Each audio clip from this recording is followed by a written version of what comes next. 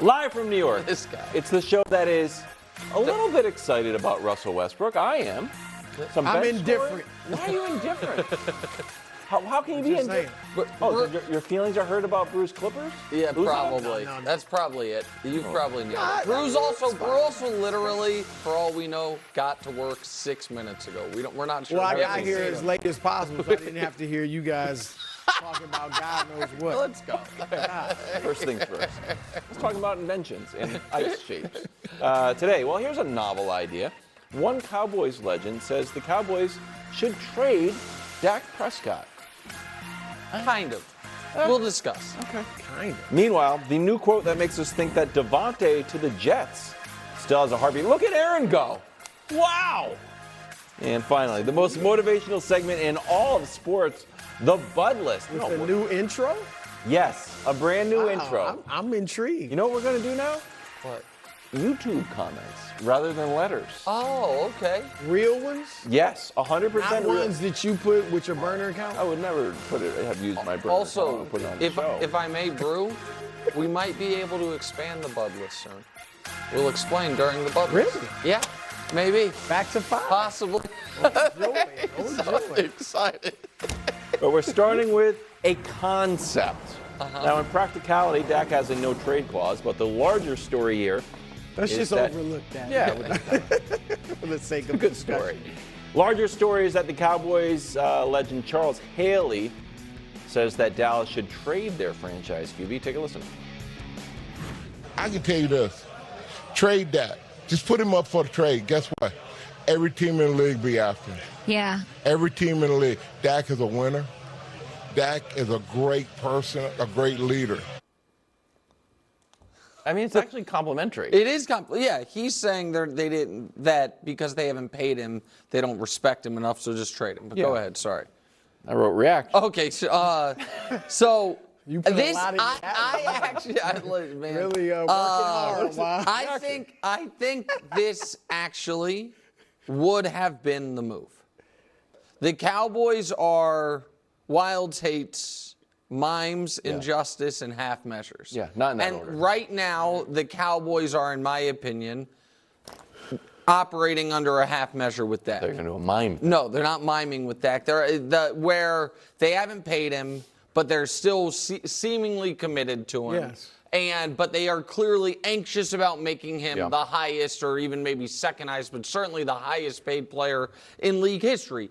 And if you unwind this to before the draft, would the Pittsburgh Steelers have given you 3 first-round picks for Dak Prescott? I think so.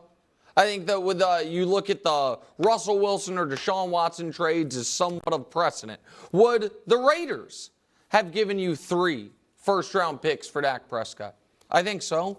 Would your New England Patriots have given up the 3rd overall pick and something else to have stability at the quarterback position after being out in the wilderness? Maybe the Patriots just wanted a full reset, but but you understand what I'm saying. I get it. And the Cowboys then could have taken care of their other financial business with that draft compensation, gotten a rookie quarterback of their own, or spent this year, whether it's playing Brew's guy Cooper Rush, or he's your guy. You were flirting with let Cooper keep the job a couple years ago. Ever. Check the tape, guys. You were flirting with it, or play Trey Lance, whatever it is, for a year while you figure out if you're going to get on the rookie quarterback wage scale kind of cycle.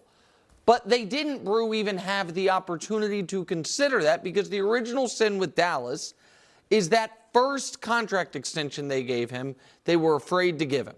So they waited, and he got a no tag and a no trade, and now they are in this position where even if they are not fully in love with him, they're terrified of losing him for nothing, but they don't hold the ability to just, see what the market is for him. So now they're in this spot. But I think what Charles Haley is saying is actually smart, but the Cowboys didn't have the capability to even engage in those discussions. Well, and assuming Haley means they should trade him before the season starts, that's not happening. All right, I see very little chance of that happening. In fact, what I think is far more likely is that Jerry caves and gives Dak the contract that he wants. All right, and I have felt all off season that they are saying, you know what, look at the 49ers. They got Mr. Irrelevant at quarterback. They're stacked everywhere else, and they keep beating us in the playoffs, and they got to the Super Bowl. And I thought they were saying, Dak, go out and get us at least to the NFC title game. And if you do, we'll bring you back. If not, we're going the Niners route. I'm not so sure now that that's what they're doing. Okay. I actually think this is just par for the course with Dallas, where they continue every single negotiation, it seems. They wait too long. Remember when Dak, the talk was, should they give him $26 million a year? Is he worth that?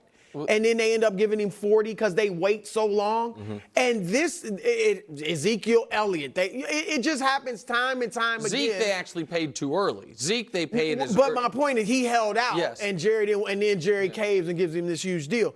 And that's what I think is going on. I'm actually starting to think, they still are committed to Dak. They just, are twiddling their thumbs like they usually do. What are they saying with CD? We want to let the more leads right. Yeah. I mean, it's ridiculous, and it keeps costing them money. And so I don't think they're trading Dak. Look, some of it maybe could be what happens with Trey Lance. I think they are watching him strongly. I do think, and I really don't know where you got the Cooper Rush stuff with me. I was mostly kidding. Right. But when Dak hurt his thumb and he played but he was Cooper Rush is 5-1 with the Cowboys. So I think Jerry Jones. I knew it. I know you like it. No, I think Jerry may be looking at that and saying, we're 5-1 with Cooper Rush. Right. That's Trey Lance. He's obviously working with Mahomes, his quarterback coach. So maybe I think they are watching him closely in practice. Well, they have to because they don't have a quarterback under contract for next season. Not this coming season, for next season. They don't have none. They don't have Trey. They don't have Cooper. Now they could obviously bring back Trey or Cooper very cheaply. But if they wanted to trade Dak, that ship has sailed because can't trade him after the year because he's not on your roster after the year. But go ahead, Wild. No, so suppose they did trade Dak last year or at the draft or in the offseason. You think Jerry would be okay going 7-10? I don't think that's. 9 and. Go ahead. 8. Why are you saying I just think I don't want why you were 12-5. Why are you getting off the 12-5 train? Well, no. So the idea because you can't get first. You haven't been getting first. Well, you're going to go back. Are you willing to pay him $60 million? So I don't think, and I disagree with the idea that in today's NFL, going young at quarterback means you're going backwards. Sometimes it does, but. What we have seen more than ever as of late is guys, when their first opportunity is starting, when they've got it, you know it. Now there is, and this isn't a shot at him, there is to me, Josh Allen's more of an exception. When he first got his opportunity, he struggled mightily, and then he became a star. Mm-hmm. But Justin Herbert was 90% of what he is now as a rookie. Jordan Love, it took him a month and a half of playing. He was a lot different. Well, when we first saw him, I know it was in small for one pieces. game when Rodgers had COVID against the Chiefs. Don't you think he looked completely different? I do, but I also think that's because you're not getting starter reps. They're not building it around you. Like CJ, I think we don't know fully what Trevor is. I mean, we know he's good, but do we know he's good or great? We're not sure about that. That's totally fair. I'm not saying it's everybody, but once upon a time, my point was the thought process in the NFL was, oh man. Drafted a quarterback. If he plays as a rookie, even if he's Peyton Manning, you're going to go 3-13 like Peyton did or whatever they to me that's not the case anymore. Offenses, there is enough way to game an offensive system to make it plug and play for a quarterback like it was for Dak as a rookie. You know what I mean? When they went 13-3, and so I don't think they would be looking at it as we're punting on everything. Forget the fake trade of this offseason. If next year they don't have Dak Prescott, but they have all this talent around him, and they end up going with a young quarterback either through the draft or if they see something in Trey in this offseason. I don't think that's giving up on things. I don't think it wasn't giving up on things when the Niners, let's just forget Purdy so we don't have to argue about it. The Niners opted into going with Trey Right. and thinking, you know what? Now, that didn't work out. It kind of did because of Brock, but whatever. But they didn't think, well, now we're going to be 6-10. They thought we are going to keep this thing rolling with this rookie quarterback that we just drafted. No, but that may have been one of the worst decisions of all time that they just got bailed out on. Purdy saved them. Well, Yeah. okay, but maybe so. But then just pretend they drafted Purdy third overall. The point is, it's still a rookie quarterback or a second-year quarterback that you are plugging into an existing system, and it's working. No, it's I what get the what Colts he's think saying. is going to happen this year with Anthony Richardson. They won 9 games last year. They think they're going to be good this year with him. Okay. Meanwhile, FoxSports.com reporting that the Cowboys are the most bet-on team to go under